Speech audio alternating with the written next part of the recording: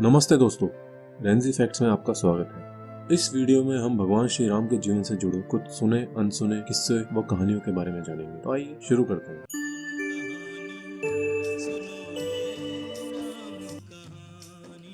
रामायण महाकाव्य के रचयिता महर्षि वाल्मीकि ने अपने ग्रंथ में लिखा है कि भगवान श्री राम में वैदिक सनातन धर्म की आत्मा कहे जाने वाले सभी गुण विद्यमान हैं। भगवान श्री राम का जन्म चैत्र नवमी में हुआ था, जिसको भारतवर्ष में रामनवमी के रूप में मनाया जाता है। यह हिंदू कैलेंडर के पहले माह का 9वां दिन। हनुमान जी द्वारा लिखी गई हनुमत रामायण। दोस्तों, आपको पता है कि महर्षि वाल्मीकि जी से पहले ही हनुमान जी ने रामायण लिखी थी, जिसे हनुमत रामायण के नाम से जाना जाता है। पर यह रामायण हनुमान जी ने खुद ही नष्ट कर दी थी। कहते हैं कि हनुमान जी ने हिमालय की दीवारों पर अपने नाखूनों से पूरी राम कथा लिख दी थी। इस रामायण में उन्होंने प्रभु श्री राम से जुड़े हर एक प्रसंग को बहुत ही रोचक तरीके से लिखा था। वहीं महर्षि वाल्मीकि ने भगवान श्री राम पर आधारित रामायण को कविता के रूप में लिखा। जब उन्होंने संपूर्ण रामायण की रचना कर दी थी, तब वे अपनी रचित रामायण को भगवान शिव को दिखाने के लिए कैलाश पर्वत जाने लगे। कैलाश जाते समय वे हिमालय के पर्वतों पर हनुमान जी से मिले। जब उन्होंने हनुमान जी के द्वारा लिखे गए रामायण को देखा तो यह देखकर वे आश्चर्यचकित रह गए, क्योंकि हनुमान जी की रामायण उनके रामायण से अधिक श्रेष्ठ थी। उन्होंने हनुमान जी के द्वारा लिखी गई रामायण की खुलकर प्रशंसा की, किंतु साथ में यह भी कहा कि अब लोग उनके द्वारा लिखी गई रामायण को भूल जाएंगे, क्योंकि हनुमान जी की रामायण उनके द्वारा लिखी गई रामायण से अधिक श्रेष्ठ है। जब हनुमान जी ने वाल्मीकि जी के चेहरे पर आए चिंता के इस भाव को देखा और उनकी व्यथा को समझा, तब हनुमान जी ने वाल्मीकि जी को कहा कि उन्होंने यह रामायण विश्व को दिखाने के लिए नहीं, अपितु प्रभु श्री राम की भक्ति स्वरूप में लिखी। इतना कहकर हनुमान जी ने उस रामायण लिखे पहाड़ को अपने कंधे पर उठाया और दूर समुद्र में डुबो दिया। इस तरह ही हनुमान जी ने अपने द्वारा लिखी गई रामायण को प्रभु श्री राम को समर्पित करने के उद्देश्य से हमेशा के लिए समुद्र में डुबो दिया और नष्ट कर दिया। हनुमान जी का इतना बड़ा त्याग व भक्ति भाव देखकर महर्षि वाल्मीकि अद्भुत हो गए। उन्होंने कहा कि हनुमान जी की महिमा लिखने के लिए शायद उनका ये जन्म भी कम पड़ जाए। इसके बाद उन्होंने प्रण लिया कि वे एक बार और जन्म लेंगे व रामायण को एक नए रूप में लिखेंगे, जो इससे भी अधिक श्रेष्ठ होगी, वह साथ में उसमें हनुमान जी का भी पूरा व्याख्यान हो। इसीलिए दोस्तों, तुलसीदास जी को महर्षि वाल्मीकि जी का पुनर्जन्म माना जाता है, जिन्होंने न केवल रामचरितमानस को आमजन की भाषा में विस्तार से लिखा, अपितु हनुमान चालीसा भी लिखी। भगवान श्री राम की बहन शांता। क्या आप जानते हैं कि भगवान श्री राम की एक बड़ी बहन थी जिनका नाम शांता था। शांता महाराजा दशरथ और कौशल्या की बेटी थी, जिन्हें अंग देश के राजा रोमपत और कौशल्या की बड़ी बहन वर्षिणी ने गोद लिया था। कहते हैं देवी शांता चारों भाइयों से बड़ी थी और यह दशरथ की पहली संतान थी। देवी शांता के बारे में वाल्मीकि रामायण में कोई उल्लेख नहीं मिलता, लेकिन दक्षिण के पुराणों में स्पष्ट रूप से शांता के चरित्र का वर्णन किया गया है। कहा जाता है कि वे वेद, पुराण और ज्ञान बुद्धि सब में बहुत सक्षम थी। हिमाचल के कुल्लू में श्रृंग ऋषि के मंदिर में भगवान राम की बड़ी बहन शांता की पूजा होती है। यह मंदिर कुल्लू से 50 किलोमीटर दूर बना हुआ है। यहाँ देवी शांता की प्रतिमा भी स्थापित है। इस मंदिर में देवी शांता और उनके पति श्रृंग ऋषि की साथ में पूजा होती है। भगवान राम और शिव धनुष।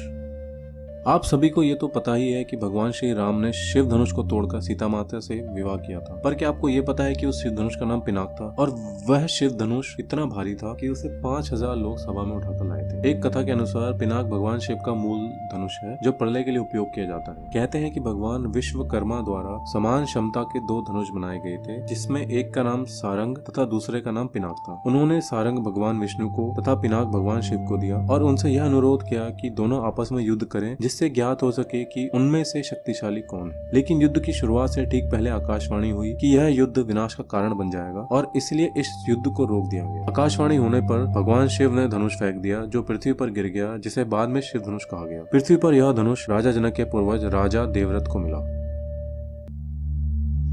भगवान श्री राम द्वारा खरदूषण का वध। कहते हैं कि जब लक्ष्मण ने अपनी तलवार से शूर्पणखा की नाक के साथ एक कान काट दिया था, तब शूर्पणखा रोती बिलखती हुई अपने भाई खरदूषण के पास सहायता मांगने गई थी। उसके बाद खरदूषण अपने 14,000 सैनिकों के साथ श्री राम से युद्ध करने पहुंचे थे। तब श्री राम ने खरदूषण की सेना पर मोहिनी अस्त्र से वार किया, जिससे सभी को एक दूसरे में राम ही राम दिखाई दे रहे थे। और फिर खरदूषण की सेना पागलों की भांति आपस में ही लड़ने लगी और एक एक करके अपने ही साथियों को मारने लगी। तो मोहिनी अस्त्र से उनके सभी सैनिक आपस में ही लड़कर मारे गए। फिर भगवान श्री राम और खरदूषण में भीषण युद्ध हुआ और श्री राम ने दोनों का वध कर डाला। उस युद्ध में खरदूषण का एकमात्र सैनिक अकंपन बचा था, जो भागकर रावण की नगरी लंका पहुंच गया था। उसने और शूर्पणखा ने ही रावण को खरदूषण के वध के बारे में बताया था। भगवान श्री राम द्वारा माता सबरी को नवदा भक्ति का ज्ञान। माता शबरी भगवान श्री राम की अनन्य भक्त व मतंग ऋषि की शिष्य थी। जब भगवान श्री राम अपने 14 वर्ष के वनवास में चित्रकूट पहुंचे थे तो उसी समय ऋषि मतंग ने समाधि ले ली थी। जाने से पहले उन्होंने अपनी शिष्य शबरी की ईश्वर भक्ति से प्रसन्न होकर उनसे कहा था, एक दिन भगवान विष्णु के स्वरूप श्री राम तुम्हारी कुटिया में आएंगे व तुम्हारा उद्धार करेंगे। तब से लेकर शबरी प्रतिदिन भगवान श्री राम के आने की प्रतीक्षा करती। वह उनके लिए अपनी कुटिया को सजाती। वह श्री राम के भोजन के लिए प्रतिदिन बेर तोड़ती और उन्हें चक्कर देखती कि कहीं वो बेर खट्टे तो नहीं है। माता शबरी के अंदर अपने गुरु की भांति धर्म का संपूर्ण ज्ञान पाकर मोक्ष प्राप्ति की इच्छा थी। एक दिन जब भगवान श्री राम अपनी पत्नी सीता को ढूंढते हुए माता शबरी की कुटिया में पहुंचे तो माता शबरी जी उनका स्वागत करती हैं, उनके चरणों को पखाड़ती है, उन्हें आसन पर बैठाती है और उन्हें रसभरे बेर लाकर अर्पित करती है। प्रभु बार बार उन फलों के स्वाद की सराहना करते हुए आनंद पूर्वक उनका आस्वादन करते हैं। जब भगवान श्री राम जाने लगे तब शबरी माता ने अपने गुरु की बात उन्हें बताई। वह ज्ञान प्राप्ति की इच्छा व्यक्त की। तब प्रभु श्री राम ने उन्हें नवदा भक्ति का ज्ञान दिया। नवदा भक्ति का मतलब होता है 9 प्रकार से भक्ति। दोस्तों आपको पता है नवदा भक्ति 2 युगों में 2 लोगों द्वारा कही गई है। सतयुग में भक्त प्रहलाद द्वारा और त्रेता युग में श्री राम द्वारा। श्री राम की नवदा भक्ति प्रहलाद द्वारा कही गई नवदा भक्ति से थोड़ा भिन्न है। वनवास के समय भगवान राम 27 साल के थे। रास्ते में पड़े समुद्र को पार करने के लिए और सीता माता को रावण की कैद से आजाद कराने के लिए भगवान श्री राम ने एकादशी का व्रत। केवल 5 दिनों में श्री राम की सेना ने समुद्र पर 100 योजन यानी कि लगभग 800 किलोमीटर लंबे सेतु का निर्माण कर दिया, जिसमें नल नील का सबसे बड़ा योगदान था, क्योंकि नल नील को श्राप था कि उनके द्वारा समुद्र में फेंकी गई कोई भी वस्तु डूबेगी नहीं, जिसके कारण ही वह इस राम सेतु का निर्माण कर पाया। दोस्तों क्या आपको पता है कि रावण की सभा में अंगद का पैर कोई क्यों नहीं उठा पाया था?